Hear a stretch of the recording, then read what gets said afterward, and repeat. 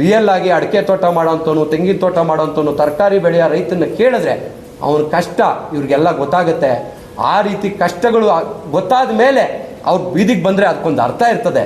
ದಯವಿಟ್ಟು ನಾವು ಏನು ನಮ್ಮ ಸರ್ಕಾರ, ಕರ್ನಾಟಕ ರಾಜ್ಯ ಸರ್ಕಾರ ಮತ್ತು ಶಾಸಕರು ಒಂದು ರಿಕ್ವೆಸ್ಟ್ ಮಾಡೋದು, ಏನಿವತ್ತು ನಿಮ್ಮ ಸಣ್ಣ ನೀರಾವರಿ ಇಲಾಖೆ ಇದೆ, ಅದೇ ರೀತಿ ಕೃಷಿ ಇಲಾಖೆ ಇದೆ, ಅವ್ರ ಮೂಲಕ ರೈತರನ್ನ ಒಂದೆಡೆ ಸೇರಿಸಿ ಇದ್ರ ಬಗ್ಗೆ ವೈಜ್ಞಾನಿಕವಾದ ಮಾಹಿತಿ ಮತ್ತು ಏನು ವಿಡಿಯೋಗಳಿದೆ ಅದನ್ನೆಲ್ಲ ಕ್ಲೀನಾಗಿ ತೋರಿಸಿ ರೈತರಿಗೂ ಏನು ಅವ್ರಿಗೆ ಇವರು ದಾರಿ ತಪ್ಪಿಸೋದ್ರಿಂದ ಏನು ಭಯಭೀತರಾಗಿರ್ತಾರೆ ಅದನ್ನು ತಪ್ಪಿಸ್ಬೇಕು.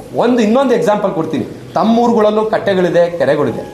ನಮ್ಮೂರಿನ ವೇಸ್ಟ್ ಎಲ್ಲ ಆ ಕೆರೆ ಕಟ್ಟೆಗೆ ಹೋಗುತ್ತೆ.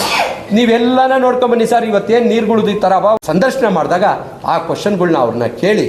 ವಿಶ್ವನಾಥ್ ಅವ್ರ ಕ್ಷೇತ್ರಕ್ಕೆ ಮಾತ್ರ ಅದು ಬಿಸ್ಲರಿ ನೀರು, ನೆಲಮಂಗಲ ಕ್ಷೇತ್ರಕ್ಕೆ ಕಕ್ಕಸ್ ನೀರು ಹೆಂಗಾಗುತ್ತೆ ಅಂತ ಕೇಳಿ ತಾವು. ಸೋಮಣ್ಣವ್ರಿಗೆ ಬೇಕಾಗಿರೋಂಥ ನೀರು ಜಗದೀಶ್ ಚೌಧರಿಗೆ ಯಾಕೆ ಬೇಕಾಗಿಲ್ಲ ಅಂತ ಕೇಳಿ.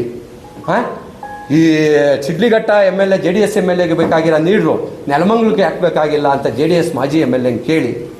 ಇವರೇ ಹೇಳಿದರು ವೃಷಭಾವತಿಲಿ ನಾನು 56 ಕೆರೆ 8 ಕೆರೆಗೆ ನೀರು ತಂದುಬಿಟ್ಟಿದ್ದೀನಿ ಅಂತ. ಅವತ್ತಿದ್ದಿದ್ದು ಇದು ಇವತ್ತು ಯಾಕೆ ಬೇಕಾಗಿಲ್ಲ ಅಂತ ಕೇಳಿ. ನಾ ಹೇಳೋದಿಷ್ಟೇ, ಅಭಿವೃದ್ಧಿ ಪರವಾಗಿ ಏನು ಕೆಲಸ ಮಾಡ್ತಾ ಇದ್ದೀವಿ, ಅಭಿವೃದ್ಧಿನ ಸಹಿಸೋಕ್ಕಾಗ್ದೇನೆ ಇನ್ನೇನು ವಿಚಾರ ಸಿಕ್ಕಿರಲಿಲ್ಲ, ಇನ್ಯಾವುದ್ರಲ್ಲೂ ಹೇಳೋಕ್ಕಾಗ್ತಿರಲಿಲ್ಲ. ಇದೊಂದೇ ಏನೋ ಒಂದು ಮಾಡಿದರೆ ಜನಗಳನ್ನ ದಾರಿ ತಪ್ಪಿಸ್ಬೋದು, ಯಾವುದೋ ಏನೋ ಹೇಳ್ಬೋದು ಅಂತ ಹೇಳ್ತಾ ಇದ್ದಾರೆ. ಇದಕ್ಕೆ ನನ್ನ ಖಂಡನೆ ಇದೆ.